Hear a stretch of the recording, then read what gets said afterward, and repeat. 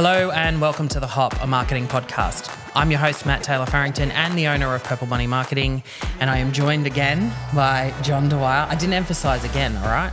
Yes, you didn't, yeah. Because last time he interviewed me, by the way, it was, and we're joined again. And today we're going to talk about the Facebook contest blueprint, as you call it. So let's dive straight into it. Why would a business run a Facebook contest? Gotcha, okie dokie. The quick answer to that is to stimulate a lot of warm, if not red hot leads. Because let's face it, I'll give you some examples in just a moment, but if you're running a contest to give away your product or service and you get 1,000 people enter that contest through Facebook, then you give one away, but you've got 999 other people who are either warm or red hot for your product or service, because why would you want to enter a contest to win a microwave if you've already got a microwave, right? Yeah. So it's a very powerful formula and hardly anyone uses it. Yeah, it surprises me when businesses, when we suggest that type of thing and they kind of recoil back like, I'm not giving it away. And it's like, they don't understand the long-term strategy, I guess, behind it, and the fact that you've just built yourself a base of, say, like you said, 1,000 people who you know are interested in your product or your service. And look, Matt, we even do it ourselves. If we have a particular period that might be a bit low, then I will run on Facebook a contest to win one of my marketing consultancy packages, and it means that whoever's entering into that obviously is looking for assistance with marketing. Yeah, and I mean, there's so many things that you can employ afterwards to follow up that base, and kind of touch base with them regularly. And if, the amount of things that we set up now with constant email follow-ups afterwards, the amount of things that you can do, and it's just about filling that funnel and putting people through that funnel. The follow-up is I actually sit outside their home and just stay there overnight waiting for them to come out. Old school funnels, not the new... Exactly. Yeah. You enter the contest. Baby boomer funnel. You entered the contest. I'm waiting here until I can talk to you about my marketing consultancy. No, we do the same thing. We've what, given you people. What? I was only joking. No, we give away the same thing. We run the same strategy in our business. And we find that, it's great, especially when things are a little bit quieter. It's a great way to build that funnel. The interpretation of stalking is when two people go for a walk and only one person knows about it. Oh, dear. Never a dull conversation. All right, so... the Facebook contest blueprint, you call it. I'm going to struggle with that today. But anyways, the Facebook contest blueprint, what is it? Well, it was going to be the Facebook contest formula, but I sounded like too just ordinary, so I came up with blueprint. That's what us marketers do. We try to make things a bit better. Yeah, we do. That's don't purple, we? yes. Yeah, so it's just a formula, but we'll call it a blueprint. Look, what it is, the best way to explain this to you is probably a case study.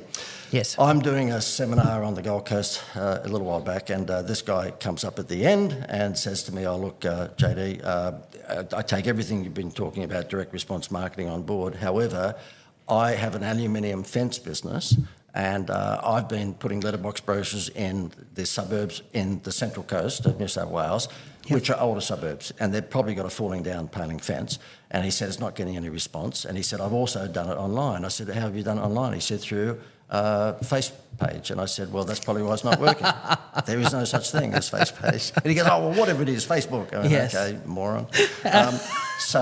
Because I'm not a consultant, I'm an insultant. Yeah. Yes. And so therefore I told him that... I hadn't noticed. No, you wouldn't know. So I said to him, look, for God's sake, wake up. I said, you want to get out of the way? And he said, yes. And so what we did is we ran the ugliest back fence in Australia contest on Facebook. So we zeroed in the Central Coast of New South Wales with all of the older suburbs, which of course had 25, 35-year-old paling fences that were falling over. And we said to them, take a photo and post it to our page for the chance to win a $5,000 aluminium fence makeover, which cost him near enough to nothing, right? Yes. We spent $702 in 3 days. We had to shut it down. He had 6 months worth of leads in 3 days. Wow. Yeah.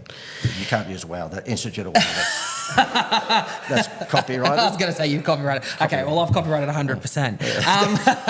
But so therefore what happened is that because, we basically not only, you don't get much better lead than that, whereby they're not just entering a contest to win your product, which means that they must have a crappy fence. They're taking a photo of the a crappy fence and giving that to you. Yes. That's red hot. Yeah, I agreed. I think that's that's a very clever strategy to try and, one, isolate your leads, find who they are. Yep. But not only that, it's very clever that you flipped it to showcasing the ugly fence, Yep. and taken the negative and utilised it. So Have I mentioned in the other things that we've done that I'm really, really good? Yes, you have. Yeah. I think it was like every third word or something. I thought so. Shy little devil. You know, the other one though, Matt, was great. We've got this client who has a swimming pool slide business, Yes. and he sells $2,000, $3,000, $4,000 swimming pool slides, and so therefore he's only interested in someone with a swimming pool. Obviously, pool slides in an apartment. Really? They're not much fun in an apartment. Can you imagine visiting your friend and you walk through the kitchen, there's a pool slide in like on the 21st floor? But anyway, yeah, so what happens is we ran the contest, and what we said to them is this: enter the contest to win a pool slide and also A holiday. Right, now guess what? Again, he had 1,600 entries in a matter of weeks. Yep. One pool slide, which was a $2,500 pool slide. You give away your cheapest pool slide, not the $10,000 one, right? And he had Yes. 1,600 leads, right? But 1,599 of them he could follow up and say, look, you didn't win the contest, but we've got some really good news for you. We've got a special deal on our pool slides until Friday. If you get in by Friday, we'll give you the holiday. So Yep. the prize was the holiday and the pool slide, but because he's got the holidays for $50, Yes. then he just basically says, buy the pool slide by Friday and we'll give you the damn holiday. Yeah. He doesn't say damn, but we'll give you the good holiday. Because it's a pool. Well, yes. Damn in the pool.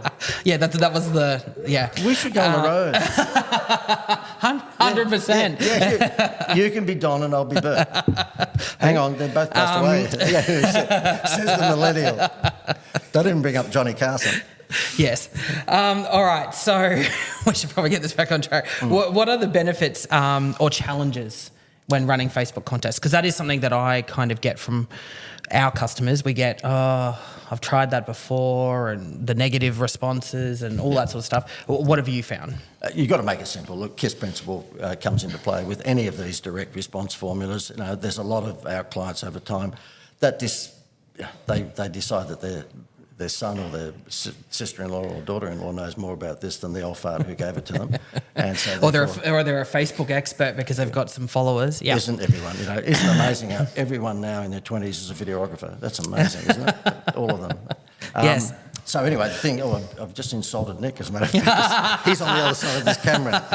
And he can make us look really Exactly. bad. I can just see it now. There's going to be spots all over my face. Yeah.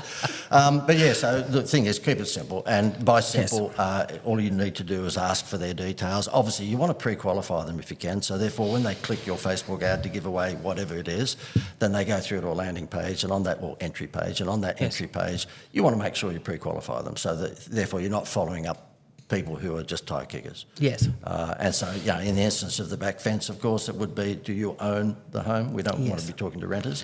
Yes. Is your fence in a dilapidated state? Do you think that the fact that your fence is not good would be affecting the value of your home? And all of these psychological questions, because I'm a psychiatrist as well. No, I've been to a psychiatrist. One of the other. So, in fact, regularly. I'm in the Platinum Club. Do you get a stamp when you go? I said to my psychiatrist, straight from that movie with Bruce Willis, I see dead people. And he said, how? I said, I do seminars. So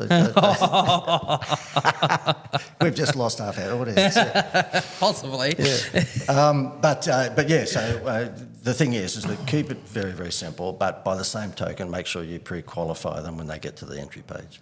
Yeah, I don't know how many times I've seen that when someone runs something and all they ask for is a name, email and phone number, which I understand what their methodology is or their thinking. However, it doesn't work because all you're doing is getting, but you may as well have just run a click-based ad on Facebook and hoped for the best. And look, what I've done these days is that, because I'm the old fart with the history of all of the ideas, I've surrounded myself with, the LinkedIn, more your age group, the LinkedIn age group, the Facebook and, all the social media guys. Yes. And from time to time, they will preach to me, oh, JD, just ask for their first name, not even their surname, first name and the email. I go, have you looked at the open rates of emails lately? Mm-hmm. Seriously, if you don't get their mobile number, why even bother doing it? Yes. Because, 80% of text messages are open within 2 or 3 minutes. Whereas if you get a 15% open rate on your email, you're doing pretty damn well. So Yeah. don't even do it if you're not going to get their mobile. Yes.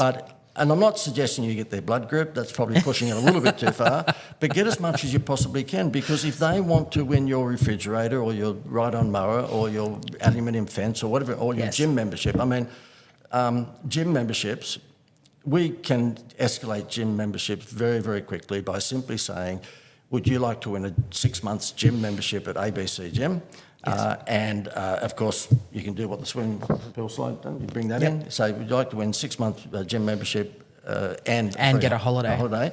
Yep. Whoever enters that obviously is looking to be fitter. Yes. Is that a word? Fitter? Is that a word? Fitter? Yeah. Oh, of course, they're fitter and turner. Yeah. Yes. There is a fitter and turner, but fitter, or is it more fit? Is it fitter? Healthier? We'll have to stop. I've got Healthier. to get onto Siri. Yeah, so they want to get healthier and they want to, lose weight and all that sort of stuff. So therefore, if they're entering the contest to win 6 months membership, they're obviously interested in a gym membership. Yes.